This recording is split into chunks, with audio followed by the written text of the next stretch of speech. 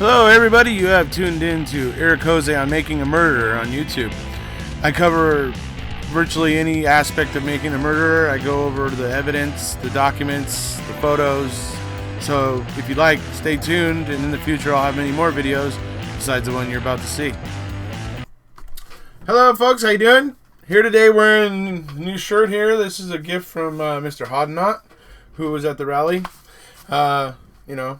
Now I could be a soccer hooligan, in true Australian style. As I cover later in this video, I think that means drink heavily and try to fight with a kangaroo. I don't know, maybe. But anyway, we're here today to do a little talk with me, Mark, and Mr. Capaldi. All three of us together on the same video for the first time ever. So, if you're so inclined, give it a listen. We talk about the new developments with Stephen's case, with the CD now, the appeals court sending it back to the district court to have it brought in through the district court so that when it comes back to the appeals court, they have the full record of that. And they don't have to try to take it in at the appeals court right now, which is kind of improper and not the way that things are usually done. So this way the appeals court is forcing it to go through the correct way so nobody can cry foul. And I think that's probably the smartest way to play it. So anyways, then we talk about a little bit about the rally. We talk a little bit about Brendan and what's going on with SCOTUS and what he's looking at here in the next few days.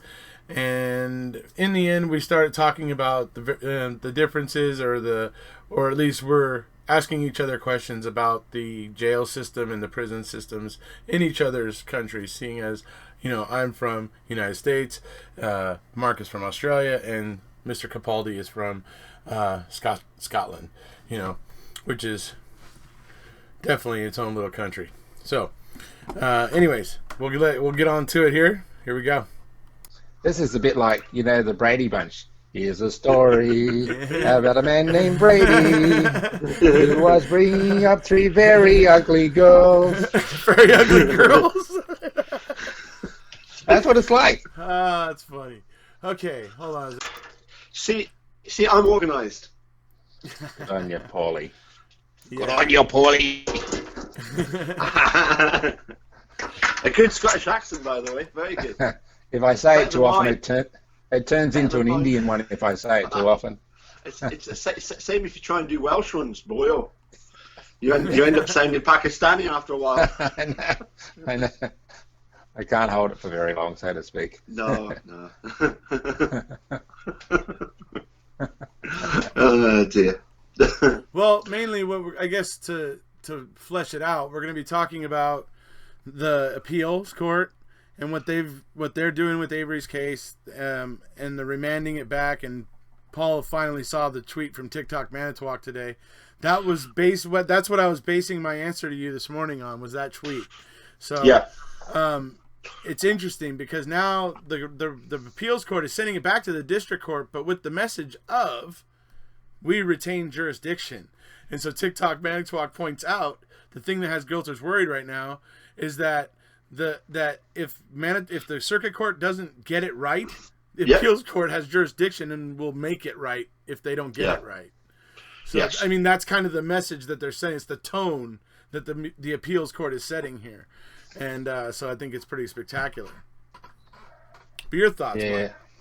Yes, well, the appeal court will be very aware of the process it must follow, so it doesn't itself unintentionally get caught up in incorrect, procedure. Right. So sending it back to the lower court, it knows it has to do that. But I also do like the fact that it's sort of sending out that little message, we're watching kind of thing, Yeah, so, right. And by doing it this way, this was something I was saying earlier, by doing it this way, the appeals court is not trying to bring in the evidence in a way that it wasn't really meant to be done, and that would potentially give the state and everybody something to complain about. Instead, they're sending it back to all come through in the correct way so they can have everything as part of the record, and Zellner's original brief, her brief and supplements, and then all that can then be part of the record together. So yes. they're just sending it back to make sure nobody can cry foul in a lot of ways. Yeah. So I think that's pretty cool. So bearing in mind what we were talking about with the appeals court Paul. What are your thoughts, or Yes. any other little things you wanted to add? Well, I would just that hopefully it would save a lot of time if the original court would just realise that they've got to hear it, and stop messing around, with these sort of procedural things, Right. There's mean, evidence right. there. Come on, be sensible with it, So don't mess about, I mean, the guys, Steve's been in there for what? He was sentenced in 2007, so he's been there 11 years, and there's stuff out there which obviously shows that things are not wrong. I mean, you were going around Manitowoc asking people, what was it about making a murderer that sort of upset you or annoyed you most about making a murderer, and if I had been there, I would have said simply this: that I think I'm the same as you two. We're all into law enforcement, and that you have to respect the police. But when you see such blatant conflicts of interest, then it's just appalling. That's the thing that really annoyed me about it, because I do have a lot of friends in law enforcement, and I do know that some police, they do a very good job. They are really good, and to see that those two, particularly Lincoln Coleman and some of the sheriffs, dragging the name of the of the sheriff's department down like that, Right. It really annoyed me. And when Coleman and Link got up on the stand and lied under oath, Right. You put your hand up. I don't know. Some of them, they put the hand on the Bible, and and they say, but they do say, I swear by Almighty God to tell the truth, the whole truth, and nothing but the truth, or something like that. And it's like, Right. no, Right. that's wrong. That is completely wrong for me. Certainly, I don't think we've ever gotten the real story of what's going on here, and Yeah. that's why it looks so bad for them. And they fail to recognize that. But to get back to what you were originally saying when you first started talking, just to be clarifying for people what you were saying, he was referring to the fact that now that the appeals court is sending this CD and everything back to the district court, or the circuit court, I'm sorry, no, district court, sorry, back to the district court, that we're going to bring this CD in this way. What can happen here is Judge Sukowicz, now knowing that the appeals court is watching intensely, could basically remand or nullify her previous decision about Zellner's, motions. Yes. I believe she has the power to basically nullify her own decision and she could grant Kathleen Zellner the evidentiary hearing.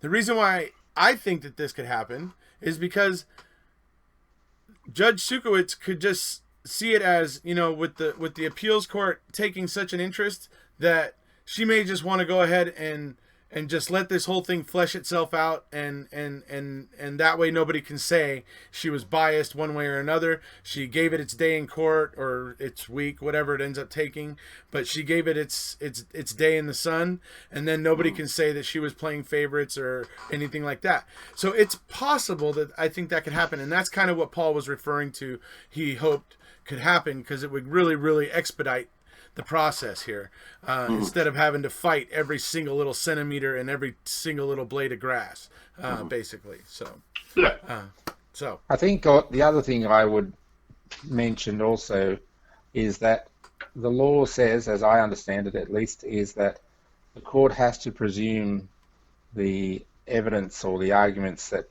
are in the motion are in fact correct. They're not allowed to judge the veracity of the motion. Kathleen's rule, Zellner says by rule of thumb, correct? Yeah, go ahead. Yes, and so she's entitled to the post-conviction hearing on the basis of the evidence that's presented in the motion, and and then the hearing is to determine the veracity of the evidence, and it's not for the judge to kind of prejudge the merits of that. Right. And I think Judge Sukowicz or whoever is handling this matter needs to be cautious not to run foul of the law in the procedural sense as well. Right. Because I'm sure the appeal court's going to jump on that straight away. I think the appeals court is just at the point where it's like, you know what, this case is giving us a black eye for the amount of money that was spent on it. It's a very weak case. And I mean, they could be putting two and two together in a way where they may not be saying, you know, oh, Stephen's innocent, but they may be going, you know, what was going on here? They may be looking at it from a justice point of view, thinking, we don't want this kind of black eye for our state anymore. We don't want this kind of embarrassment worldwide anymore. This is not what we want. This is not what we're about. That's what, I mean, that could be maybe some of the sentiment here coming from the Court of Appeals, possibly.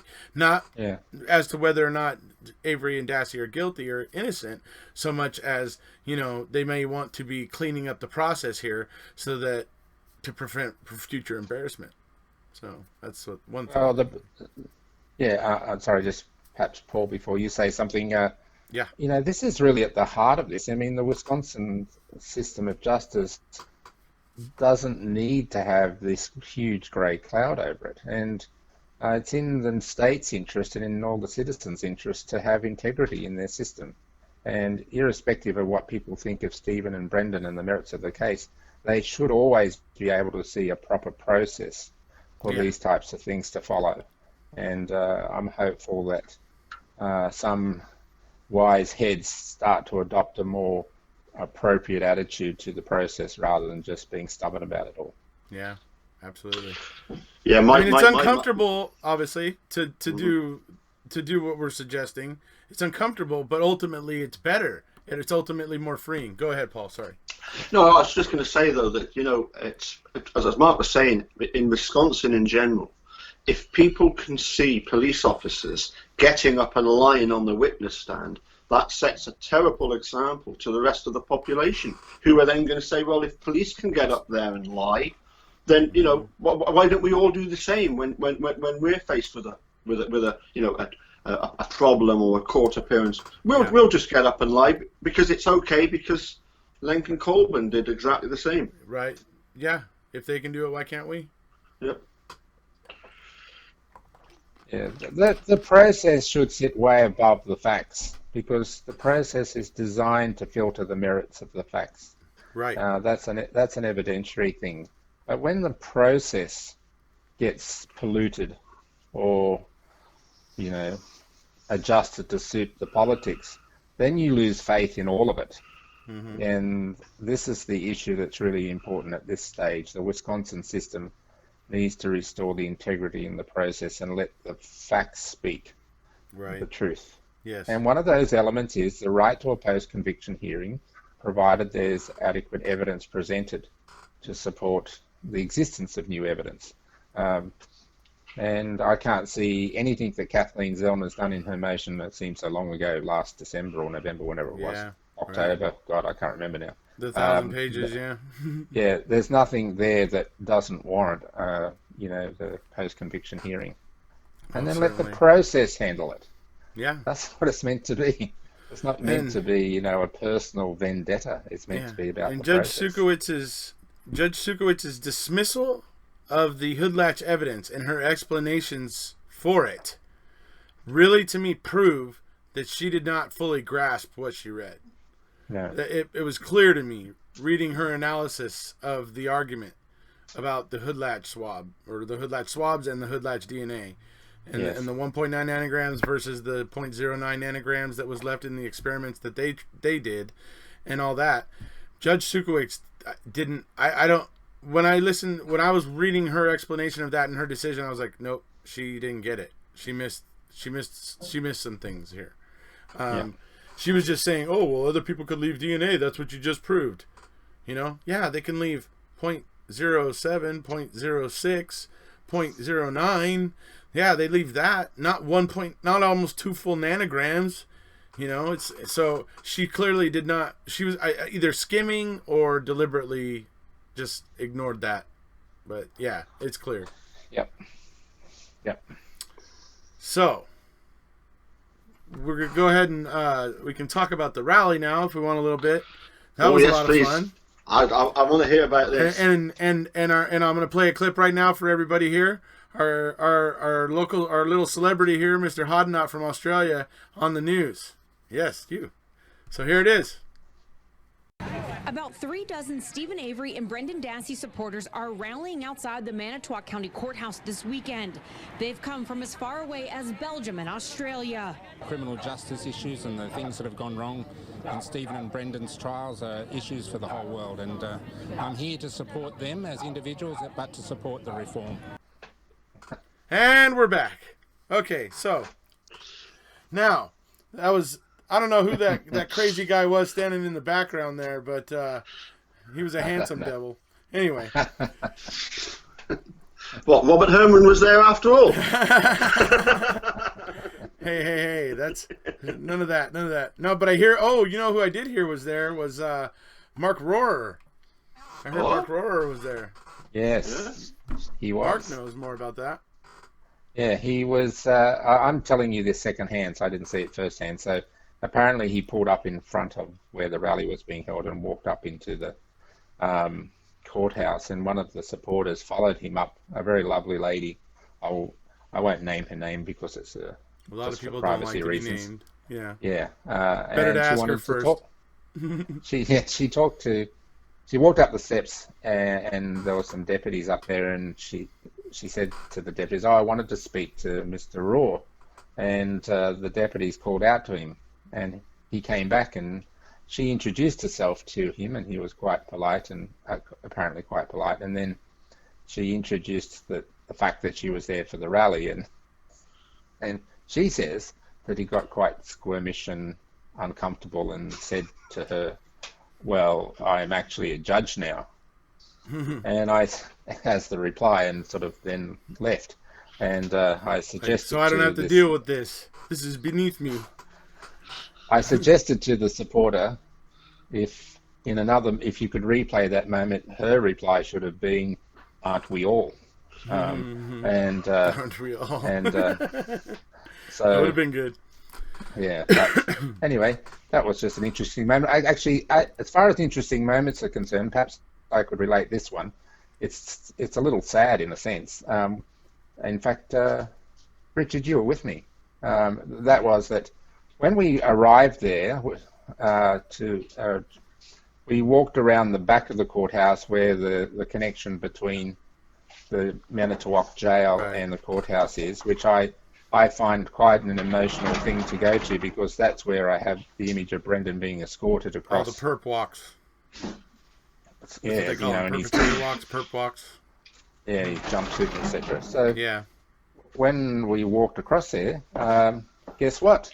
Out of the jail came a sheriff with a prisoner in an orange jumpsuit, and handcuffs and chains, and walked across in front of us and up the steps into the court. Obviously, he was there for an appearance. Yeah, but it was a bit kind of reminiscent spooky of what we had seen. Yeah. So, anyway. It was that was pretty crazy. I mean, I've had some experience with the criminal justice system in my youth, so I mean, I saw it a little bit more, so I'm not as sensitive to it. But you can I couldn't help but wonder what charges was against that guy, and were they on the level, They aren't always, but most of the time they are. Most of the time our law enforcement are good guys. Most of the time all these things are working the way they're supposed to. Most of the time everything's fine. It's just that we have to be vigilant, because it's those few little times when things aren't fine that cause the biggest trouble and cost the most money and do the most damage to people's lives and so on and so forth. So it's important that our criminal justice system is removing the dangerous people who do these kind of things that I was just describing, instead of committing those types of things that I was just describing. I think it's important that the criminal justice system finds that balance where they sit in the right balance on that. I guess that all goes back to the 1 for every 10 or 1 for every 10. So sort of, I guess. Yep. If I could just say, Paul, before you have Sinead, your right, 2 go. cents, is that any system of law, any system of justice is only as good as the people accept it to be so.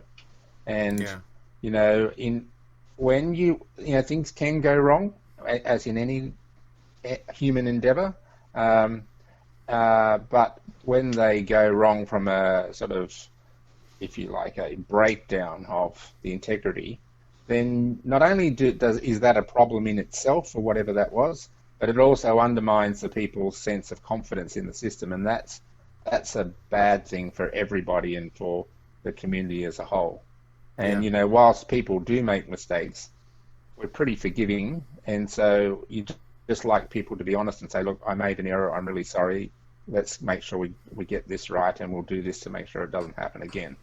Mm-hmm. This is a really good human condition lesson to own up to things, especially things that are serious like this. Yeah, absolutely. And it was quite a turnout, right? We had, so many people there at one point. We had Dave Bagaka there. We had Sandy Greenman. We had Mama Dolores. Dolores Avery was there for a while, hanging out with, Kayla and a lot of the family.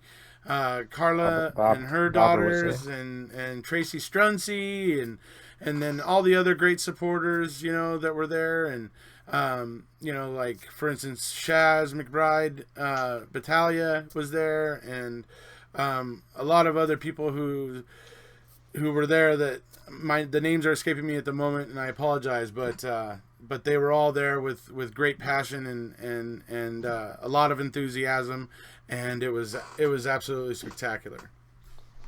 And Brendan's mum and dad were there too. Oh yes, Paul. Barb and Scott were there. Pete Dassey was there. Pete was there. Yeah. Yep. Kun Ducat was there. Listen, over the course of this little talk, I'll end up thinking of them all as we go. Trust me, they're just not all floating up to my memory at the moment. But, anyways, so I'm not saying a word. Yeah, I know, whatever, dude. What was interesting was on more than one occasion yesterday, I had people asking me, about while you were there, it would have been nice to have had a few more interviews with Avery's, and you explained that you're hoping to do something in the future, but then I hear that I've sent the pair of you to Manitowoc. Yeah, you've got to speak to Steve and Brendan. Uh-huh. Yes. Did you ask them either of these two questions? One. Oh, here we go. Here we go. What do they think actually happened to Teresa? Did you ask? Is that a serious question, Mr. Yeah. If I was on the phone, I felt that would have been an inappropriate question. If I was on the phone right now, I'd say to him, Steve, what do you think happened to Teresa? And he could either say, I haven't got a clue, or he could actually say, well, I think but you such know and what? such. I didn't ask him that question. He didn't offer an answer, but I think I know how he would answer that question. Because this is how he's answered it every time. He doesn't know. Yeah. Mm-hmm. And that's how he's always answered that question. He doesn't know what's happened to her.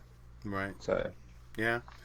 And I wouldn't begin to suggest a question like that even in theory with Brendan. Yeah. Especially with all the people that were around. I just wouldn't have wanted that. I wouldn't have wanted to be asking that question in that situation. Question number 2.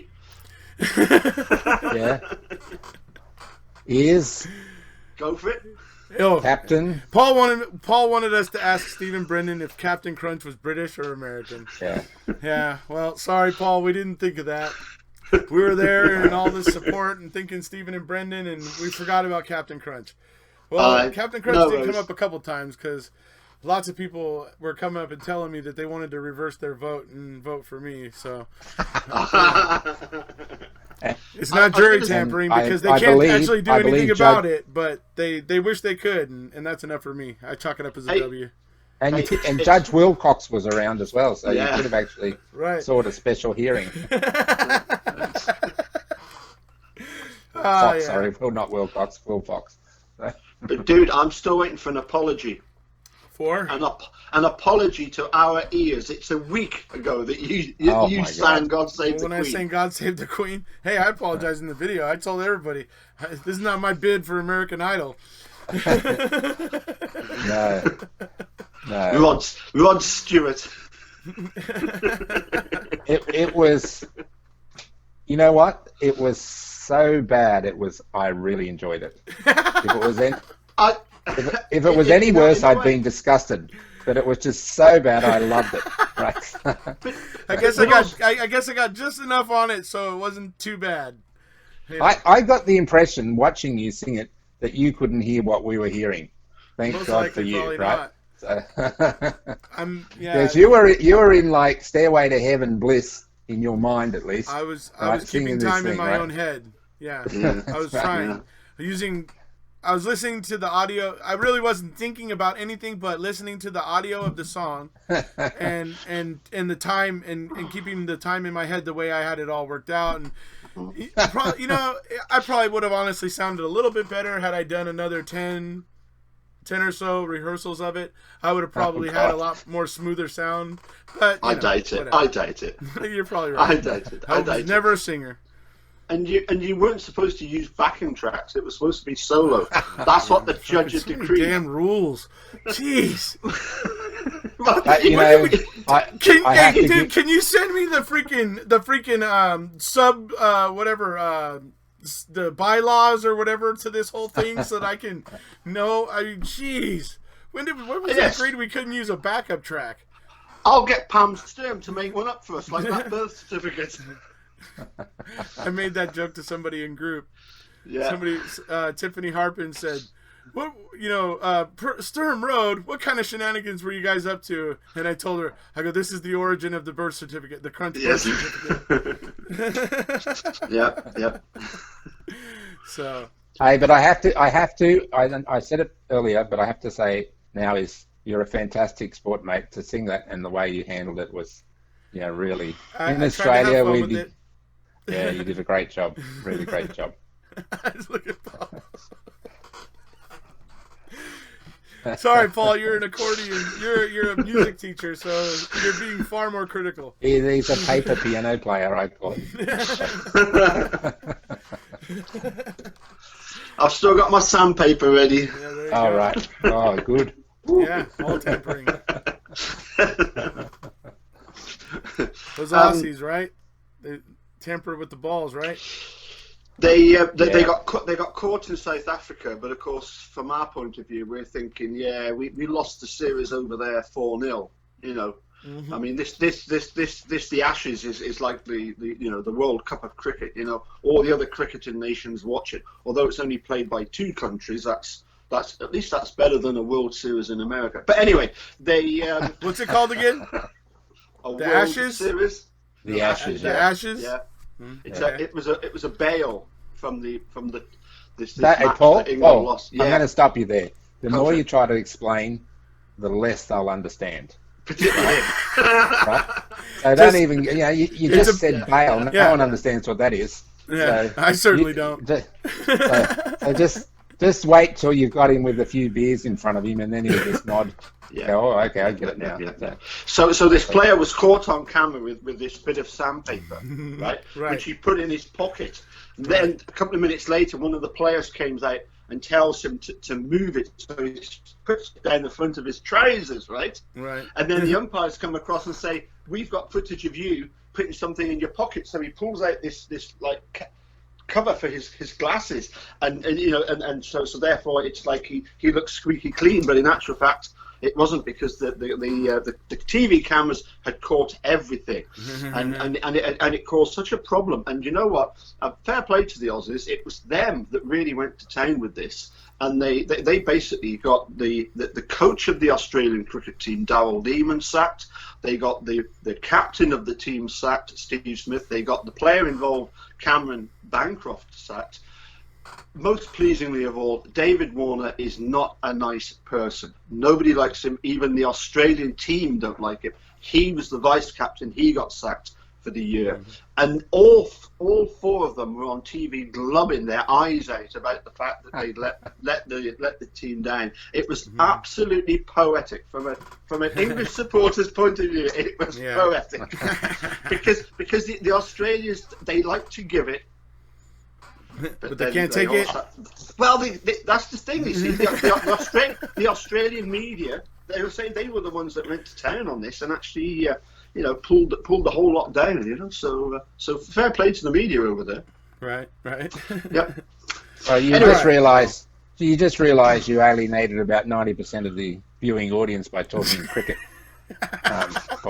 I may cut it out. Hey, so, it's his channel. I don't care. But that's why Paul's wearing his Australia colors there, because he wants to act like a ball tamper. Football. But yes. But I got on my Australia jersey that was given to me by Mr. Mark not here, and I gotta say I'm getting kind of like that feeling that I was having on Sturm Road a little bit. I wanted a pound of Foster's and go on walkabout and fight with a kangaroo or something. Yeah. It's like, a Superman outfit. It just gives you these extra powers. Right. So, yeah. Let's move back to Brendan. SCOTUS is going to be reviewing his whether or not they're going to take or look at his case further, coming up in 3 days, I believe it is. It's on the 14th of this month, I believe it is. Thursday. That's right.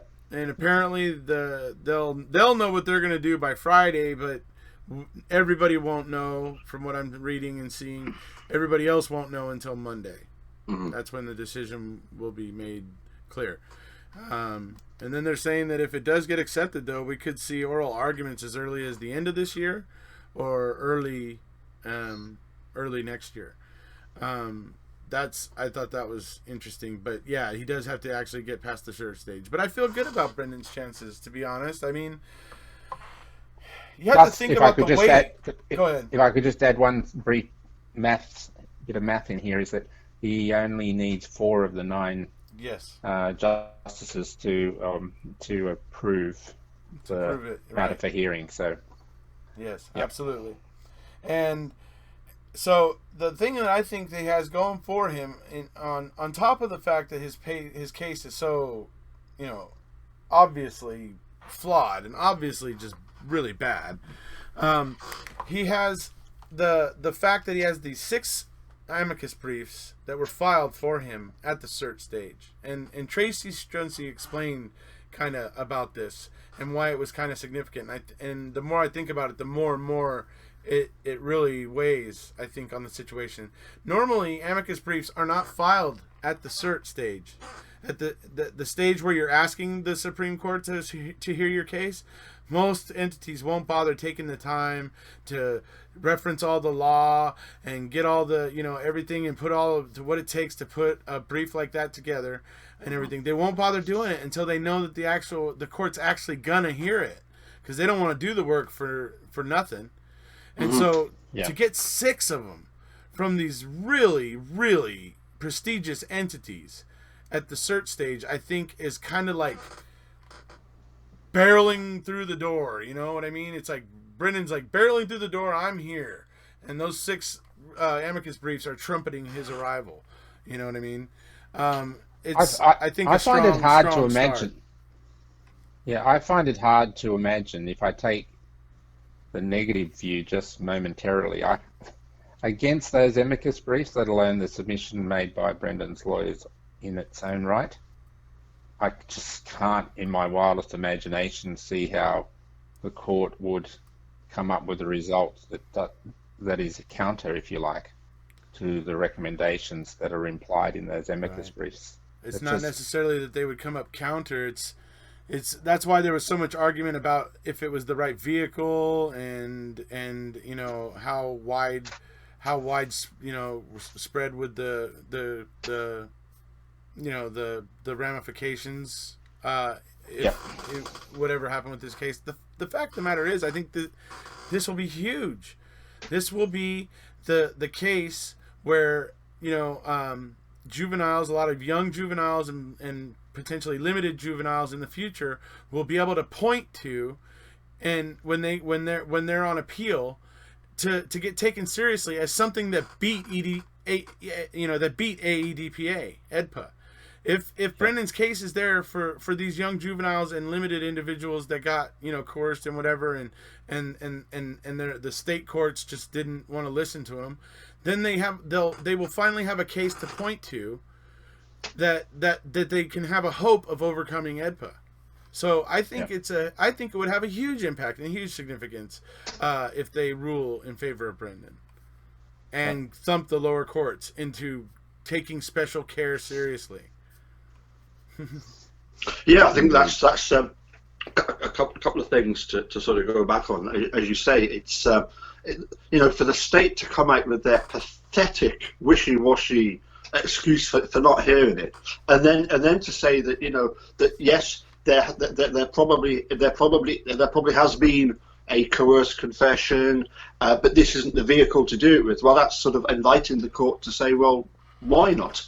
And it kind of invites them to look at it. I mean, for me, unless those 9 judges are living on Mars, they have heard of making a murderer. You're not involved in the legal profession and do not realise how big making a murderer was. Right. And these judges, I've got loads of people telling me, well, they have to be sort of divorce themselves from sort of this human emotion side of things.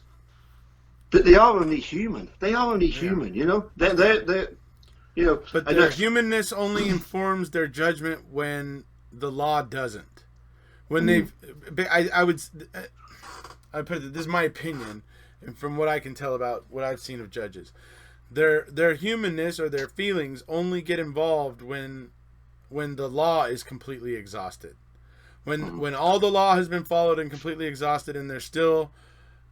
And it's still in there. It's just for them to make a decision. Then they can maybe use their own human feelings to guide them or whatever. But I think most of the time they are trying to follow the law, because that's the way to stay out of trouble, right? That's the way you don't end up in the mess that Manitowoc and Wisconsin are in now, right? If you do things the right way, you don't end up having to deal with serious things like I said is happening there now. So judges and I think the other go ahead. The other element is that the law. There is the law, if you like, the letter of the law, and then there's the intent of the law, and the intent of the law is often evidenced in case law that supports the letter of the law. Right. And there is no way on earth that you can say that the intent of special care is in evidence in this case. Oh, certainly. Yeah, certainly not. The intent of special care is to protect individuals who, by age or other deficits, are not capable of defending their best interests. That's the intent, irrespective of the letter of the law. And then, therefore, the court, in my opinion, should be interested in this not just from that point of view, but to a judge, by example, whether the lower courts are properly interpreting the existing law. The existing law is either being ignored or being interpreted in a biased way, or a negligent, or a almost ignorant way. Yes. And this is a great case to just reinforce the current law and send a message downstream to say, hey, get your act together, because we're not going to accept this crap anymore. Exactly. That's why I say thumping the lower courts. That's exactly what I mean. Yeah. That's how I see it. Absolutely. So I think I just, to reiterate, think that with the support that Brendan's getting, with six very illustrious briefs at the cert stage, which is kind of unheard of, I think they're going to at least be taking it very seriously. They're going to be looking at it and not just casually skimming it. And they're not going to do it. They're not going to do it like Judge Sukowitz did Kathleen Zellner's first motion. They're gonna probably actually give it some serious consideration. I'm sure they will. With the entities involved, I mean, when you think about it, law professors, former prosecutors and chiefs of police and that sort of stuff, and psychologists, the Juvenile Law Center. It's amazing, absolutely amazing. The Innocence Network, which is all the Innocence projects all together, throwing in the stats that they've been accumulating, getting people, and writing wrongful convictions, and just so much strong, evidence that something needs to change, and it's just, I don't know. I feel good about Brendan's chances. I think people are listening. I think people care, and I think the Supreme Court knows that people are watching, and I think it's pretty clear that the world is watching this. Maybe not every single person, but there's a lot of people everywhere that are interested in what happens here. Yep. I've got a couple of questions. Three more. Okay. Yep. The first one was I sent you that tweet by TikTok. Steve Drizzen. Yeah. Steve Drizzen about the fact that apparently President Trump is going to step in and pardon somebody that's served a lot of time, and I don't quite know. I didn't know that name, but Steve Drizzen was then asked a question by actually somebody that lives very locally over in Berwick, Karen Astley, about can Trump not pardon Stephen Brendan? And of course, Steve Drizzen says, "Well, no, because because he was tried in a state court. Right. It's only the governor of Wisconsin that can actually pardon, right, or commute their sentences." Yes. And so my question. That's the last thing I would want them to do, to pardon them. I would want them out, but pardon them is just a way of pushing aside. It's like a fudge, isn't it? It would be a fudge. Yeah. So.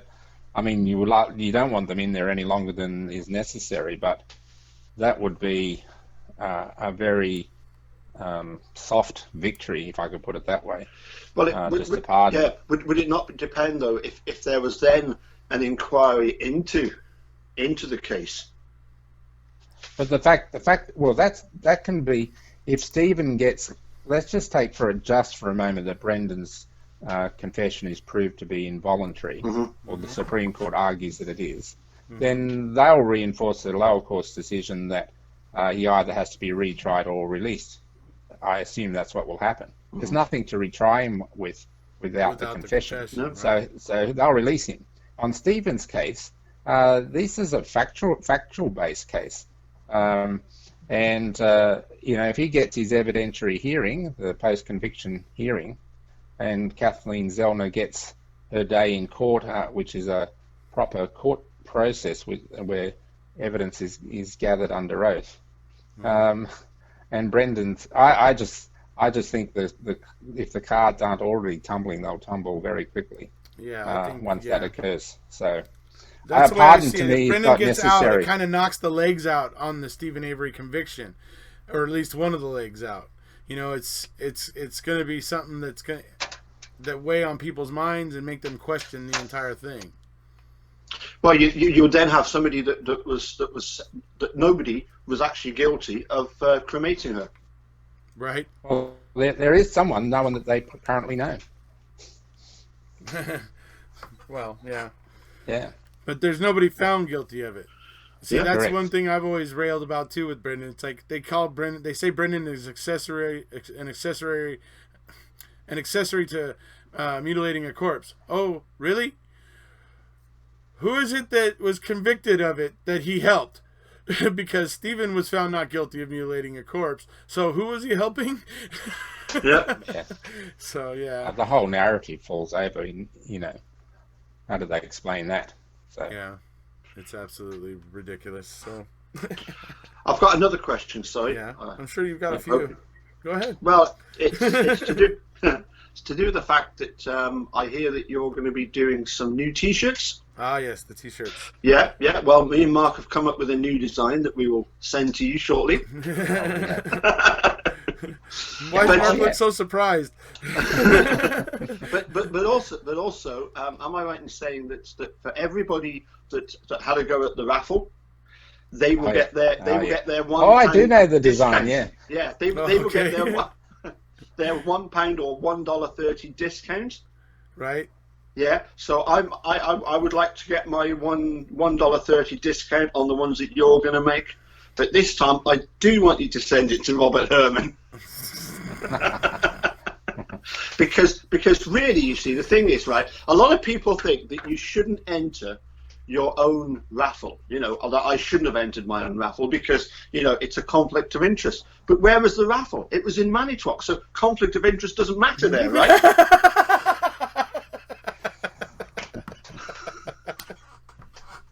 It's a perfect place, that's really. A good point. That's a good point. So why did Mark chuck it away? I was killing myself. Oh yeah. Did you notice? Yeah. Did you notice that? Did you notice it sort of flicked by and flickered down to the ground? Yeah, it kind of spiraled and twiddled. And, yeah, that's great. Actually, Mr. Capaldi, I'm a bit surprised you haven't yet mentioned, at least not publicly, that. When we did the raffle, that everyone was in reverse. Did you notice that? Kind of, yeah. Kind of. Yeah, well, because I hadn't figured out how the Avery Salvary sign was mirror reversed. Yes, and, yes. And Richard and I were mirrored reversed. I was much thinner the real way around, and when he mirrored reversed me, I was a little chubbier, right? Which was a bit unfortunate, but I thought you might have a go at him about his directions because of that. He couldn't even get front from back or something like that. Oh, I've been having a go at him about directions for so long now. I still see Captain Crunch there. I thought he was on his way to. I thought he was already cut out and burned boxes and all that. That's all that's left. Yeah. yeah. You like it, huh? That's breakfast this morning. Then he's on his way to you. Did I get you addicted? Complete with signed confession. He's been trying to tell me. He's been suggesting that I'm framing Captain Crunch. I've been suggesting. Okay. Yeah. Okay. Well, you'll have to prove it, and I don't think you can. Because I tell you what, if I wanted to frame Captain Crunch, it would be easier to get rid of him than to frame him. Well, I can see you doing that because you're eating all that packet, so the evidence is disappearing every morning at 7 a.m.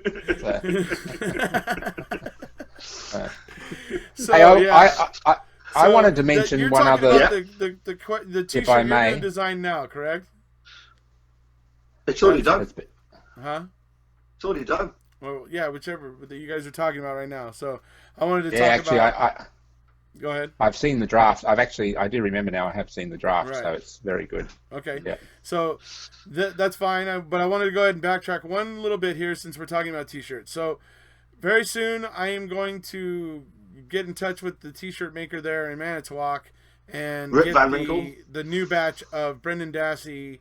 Hashtag Brendan Dassey asked me about the control question T-shirts made up so that people that want to buy one can. The proceeds, like I said, the proceeds from that are going to go to Barb. They're going to go to Brendan specifically. And I was assured that while I was there in Manitowoc this weekend. And so all the proceeds from those shirts are going to go to Brendan. That's going to be for him. And I hope we can sell, a significant amount of them and put a little bit of money on his books and that sort of thing. So just for everybody that understands, if you decide you want to get a control question T-shirt instead of the one that Paul has designed that he will unveil, probably excruciatingly long and drawn out way, but eventually he will unveil. And so if you're for whatever reason like one over the other, you can put your $1.30 or whatever toward the one you want. So there we go. Perfect.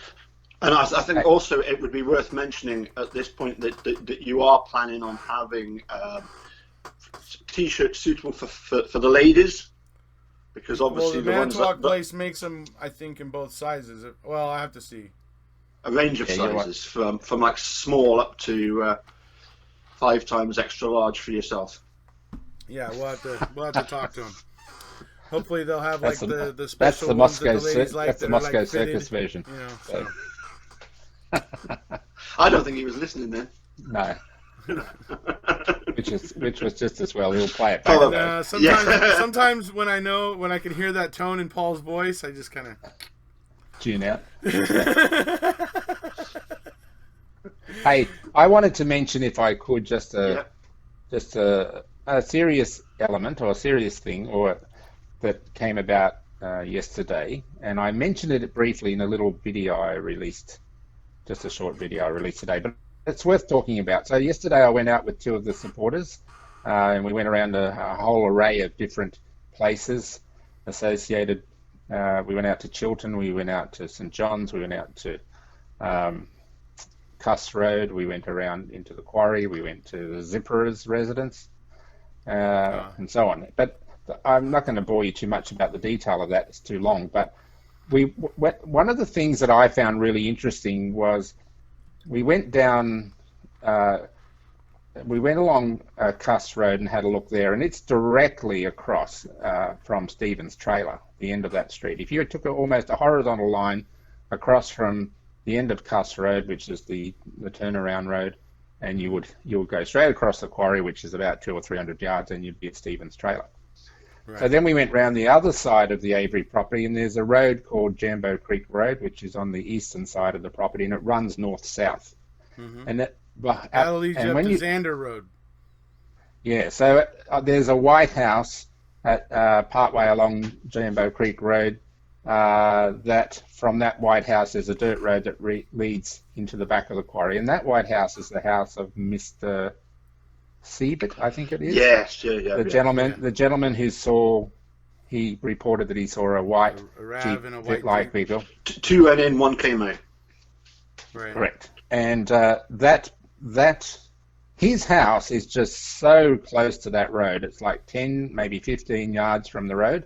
There is no way in the world you would be mistaken what you were seeing if you were looking what's going on. It's just so close. Right. That surprised me. I had in my head it was 30 or 40 yards in the distance. No way it was. It was really close. So we drove down that road.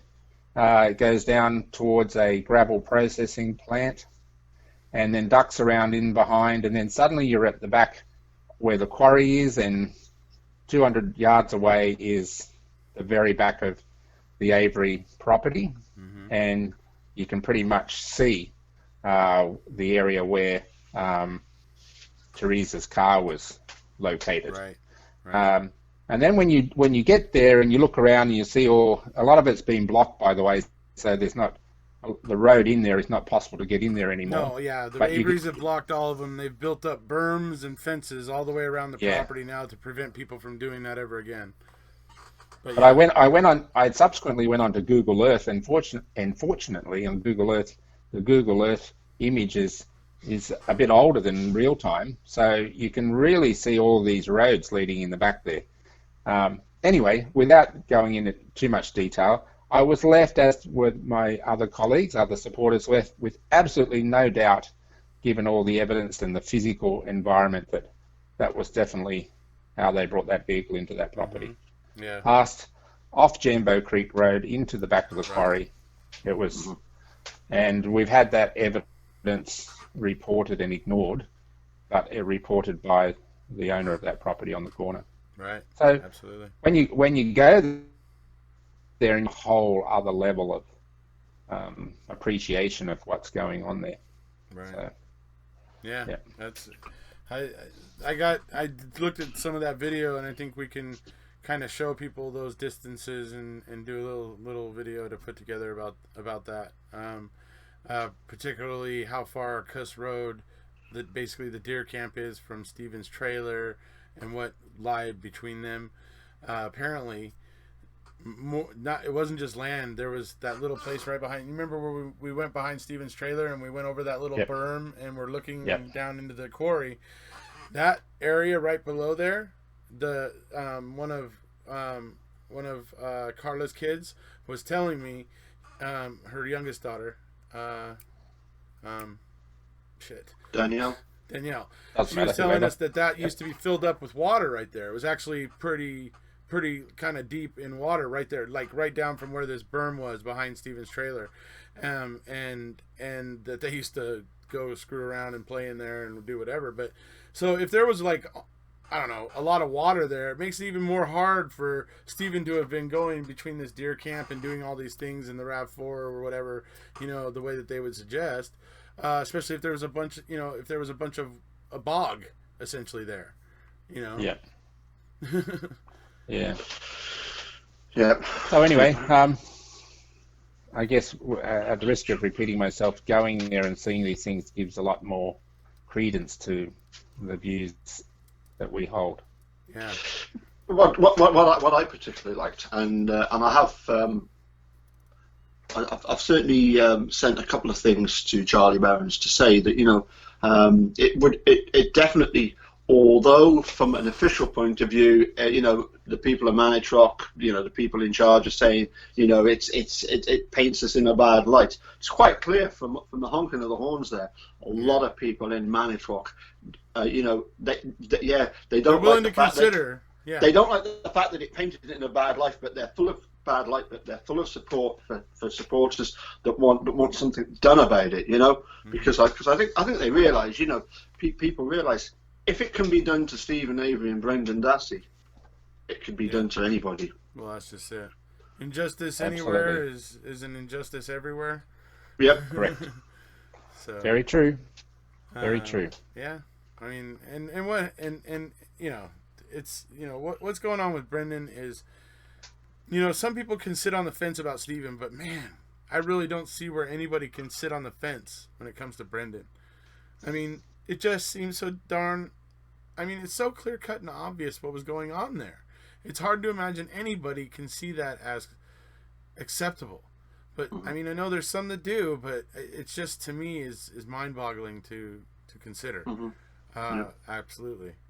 Brendan's involvement in this matter. Feel that. So yeah. But Brendan was simply an expendable piece of humanity in the pursuit of Stephen. Didn't matter. They didn't care about him. Yeah. They just wanted him to get Stephen. Yeah. And they created a story that supported their view about what went on. Yeah. And if they were honest, they wouldn't have fed him every pertinent fact. Correct. When you feed him every pertinent fact, you undermine the whole thing. And I just hope that the Supreme Court does do something about this and causes the state courts to have to explain, to give some kind of explanation of their analysis of how they gave special care and ultimately decided whatever they decided. To this whole situation where they don't have to say anything, there's absolutely zero requirement for them to say anything about their weighing of the circumstances, is just allowing them to not do it. They're just not doing it. Yep. I mean, it's not they're doing it and just not telling us. No, they're just a lot of times just not doing it, and because there's nothing to account them.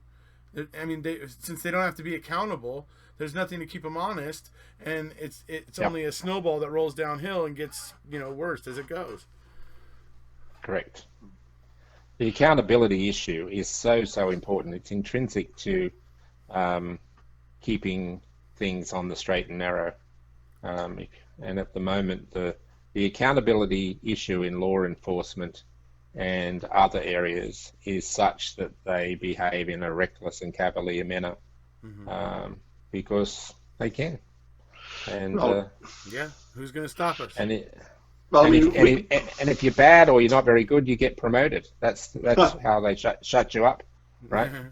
So, we got Tom Fassbender. They got an award from it was from the homicide investigators. They got given an award for their investigation.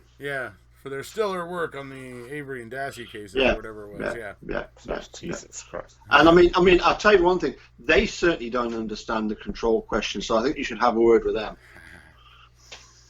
Well, Paul, whoever was there filming, lots of people including them, lots of people may be hearing all about the control question, because I went on about it for a good probably 4.5 minutes for those cameras there.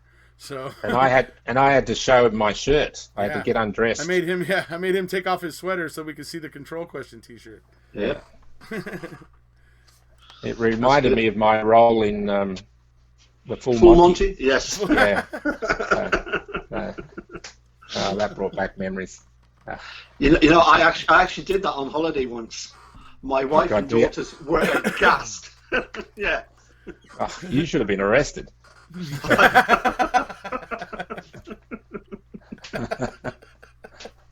Again? That's right.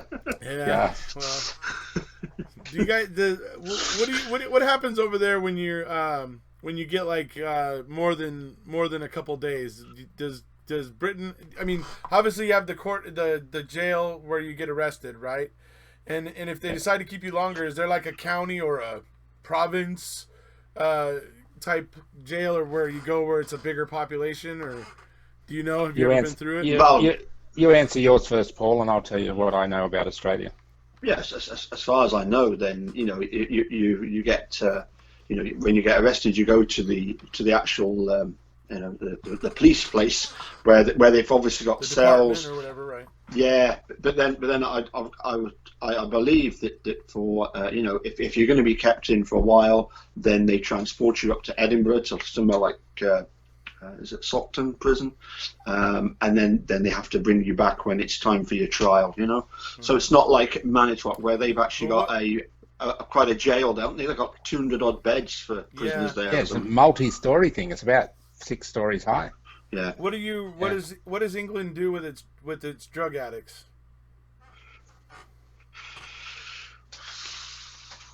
Well, because usually, here in America, drug addicts don't generally go into prison.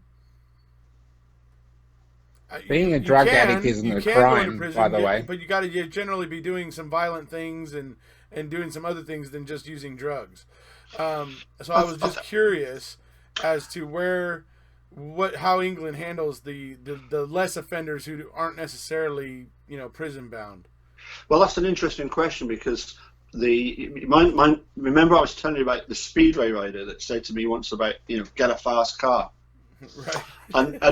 And unfortunately he actually did, I think it was about 3 years for supplying drugs. Right. And certainly over here the supplying is the big thing. Right. If you get caught supplying drugs, trying to sell drugs, sure. If they're in your possession, it's I think it's sometimes a little bit like the situation in Holland that Georgina would be able to explain a lot more about.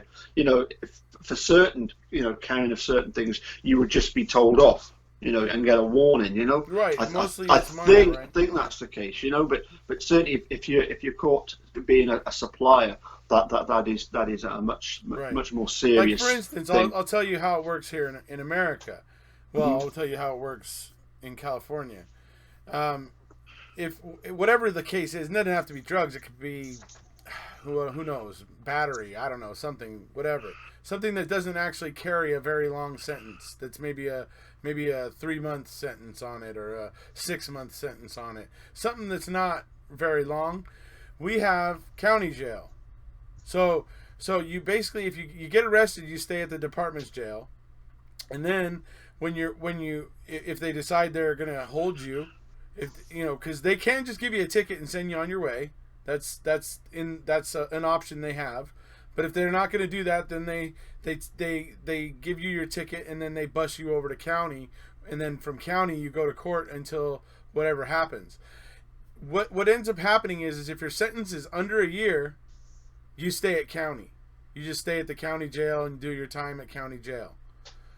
If your sentence is over a year, that's when they find you a prison to go to. So that's how it works here. So I was just wondering how your countries go about it. Well, I'll give you what my understanding of the Australian system is. It's not all that dissimilar to how Paul described his, although I'm sure some of the more knowledgeable lawyer folk from Australia might add a comment if I get this wrong. But typically, if you get arrested, you're arrested by the police. you're taken to the police station and kept in cells. They're like a little mini prison. They're just rooms. Right. And until your court appearance, which might be the next day, probably. Yes. And then the court will determine whether he'll grant bail if it's sought, or if it's not sought, or it's refused, then they'll be remanded in custody until their court appearance. And that remand, we usually have either in jails or prisons. We kind of use the same word, by the way. We don't distinguish between the two. They're kept in a remand part of the prison. So a normal prison will have a remand section, which are for those prisoners waiting their trial. And they're found guilty yet, right? Okay. Yeah, and it's a special part, so they're not mixing with the general population. Right. And they're kept there until their trial dates and are transported. If the trial is going on for a number of days, I think if the court has the facilities, I think they may well be kept at the court, because the court will have cells beneath it as well.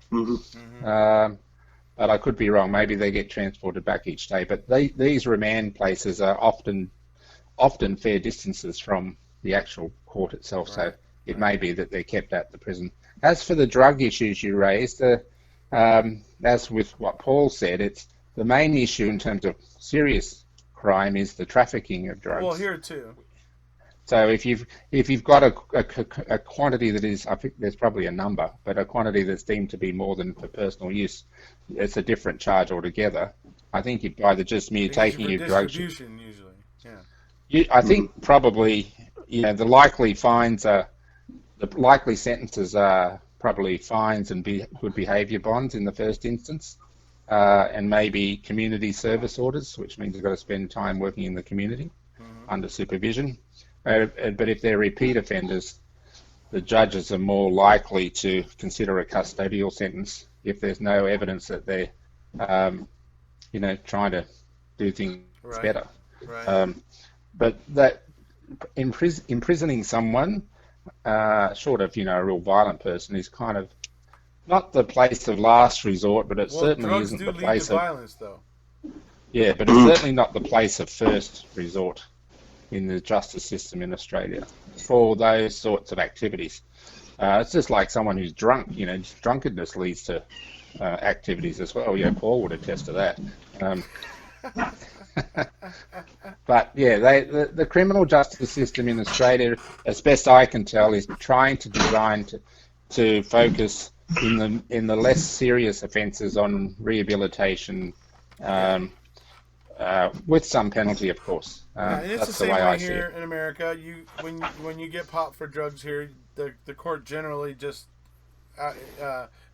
gives you makes a decision that you need to go to a drug and counseling program or whatever for a certain amount of time, and you have to go to that, and then also attend usually a certain number of 12-step meetings to accompany the counseling and stuff like that. And where a lot of drug addicts end up running into problems with this is that they're drug addicts, and going to a meeting every single week and being consistent is not really in their wheelhouse. And so they end up going back to court, and they haven't done their thing, and then the judge goes, look, I'm not going to give you any more chances. If you come back here again and you haven't finished it, I'm going to throw the book at you, kind of thing. So that's kind of what happens too, Richard. That's what happens here. Yeah. It's a vicious circle. Yeah. Yeah. Well, drug addiction is a serious thing. So, especially with this whole heroin epidemic, fortunately, heroin wasn't around when I was a kid. That's all I can say. I mean, it may have been around, but it wasn't what was going on at the time. But it seems to be really doing the kids in right now. Well, I remember being in Amsterdam back in 1991, and the number of people that were coming up to me and offering me stuff. I mean, I've never ever tried drugs. It's never interested me, because I don't smoke either. But I was with my cousin, and he certainly knew what was being offered, but because he does like the wacky back or whatever it's called, certainly I didn't know what it was that was being offered. But of course, over there you can even go to cafes where they've got like cookies and coffee and all this kind of stuff. You can get an actual plant with blue cheese dressing on it. I mean, They that's have what Amsterdam's famous for. legalized marijuana cafes. Yeah. I've had a marijuana cookie in the past. Right? Amsterdam's red light district's pretty much worldwide famous, right? Well, it's actually I went and had a interestingly, look, but I mean, they're charging like 75 guilders a time. It took me 4 hours to get 75 guilders playing the threes box. I wasn't going to waste it on a few minutes fun, was I? Go ahead, Mark. I'm surprised you even know the price, Paul. That must mean you asked the question. No.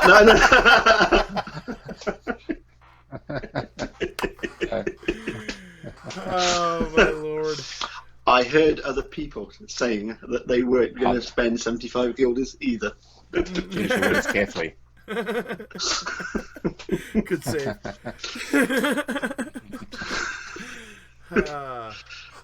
So, anything else, guys? Anything else we want to talk about real quick, Paul? Anything else? Well, you got a list there, Paul? I know you probably do. No. I just wanted to, in all sincerity, just to say how pleased I was and delighted that you managed to get over there. I'm really gutted that I didn't manage to get myself. Hopefully, at some point in the future, we can do as you suggest, and actually the three of us catch up somewhere. Which would be really good. You and Eunice next year, instead of going to Greece, you got to come over here. Yeah. or we could all go to Amsterdam. Oh God. That'd be a bit scary. Knowing you, Capaldi, you'll be up on stage in one of those sex shows they have there, Yeah. That's what you'll do. Come on, boys! Capaldi Come on, fishnets. Polly! That'll be you. Oi! Avery away. Yes. Avery away. If I had managed to get to Manitowoc, one of the things I would have done is I would have got in touch with Rick Marler and find out if he could have got hold of an accordion so I could go along and play outside the courthouse. There we go. What a nice. By the way, just as a quick aside, what a nice man he is. He's very really nice, lovely. Man. Oh yeah. He's very, very. He was really cool. Yeah. He's one that's had one of the best seats in the house, hasn't he? In all of this, Yeah. So. Right. Okie dokie. All right. All right. So I think we talked about a lot of things tonight. The rally and the new stuff with Stephen. It's 1:35 a.m. in the morning here. Yeah. So. Okay. Well, I'll let you get your beauty sleep. I know you got to catch a plane in the morning. Yeah, I got to head back to Australia. Oh, talking about planes, it's nice to see you smiling, Mr. Grumpy Pants. Yeah. Well, hey, I told everybody in my Cadaver Dog Brutus video, I had some trouble getting home. It was not fun. But hey, at least I didn't have to go all the way to the East Coast, because if I'd have had to sit on a plane all the way to the East Coast and then sit on a plane all the way back to the West Coast, I would have been out of it. I would have been going crazy. They don't do direct flights to Crunch Island. Nah. Crunch Island over on Southampton, right? No. That's right. Yeah, that's right. Exactly. There is no such thing as South High Street. There's High Street Southampton, but there's not a South High Street. Well, I might you're getting confused with the Sheriff's Department in Manitowoc. Judge Wilfox is going to make a ruling here. Listen. I actually had an inspection of the birth certificate. Mr.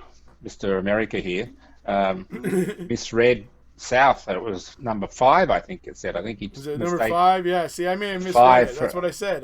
When I looked at it, it said 5. And it was kind of small. What is it? Yeah, 5 High Street. Yeah. High Street, right? House Street. Yeah. So And did you see the date on it? Was it something like? Yeah, 265 years old, right? Is that what you've been saying? Yeah. You put something like 17. They require 30 something. They require special care too, pal. Well, yes, he's 260 years old. Of course, he requires special care. I just hope no harm. I would comes to imagine. him. I imagine he's in intensive care. He's seen That's real right. me. He's seen real me. Oh boy, probably 5 people got that joke. Right on. Yeah. Okay. Well, All right, didn't, so gentlemen, I'll I'll give say- the other Yes. 5. Good night, Mark. I'll Yeah. say goodnight to Greg, and I'll say goodnight to Marsha. And here's a story about a man named Brady. who was bringing up. Yeah. Anyway. See you Okay, later, thanks, guys. It's been Good fun. day. In touch. Good day, Bye all. See you later, Bye. dude. Bye.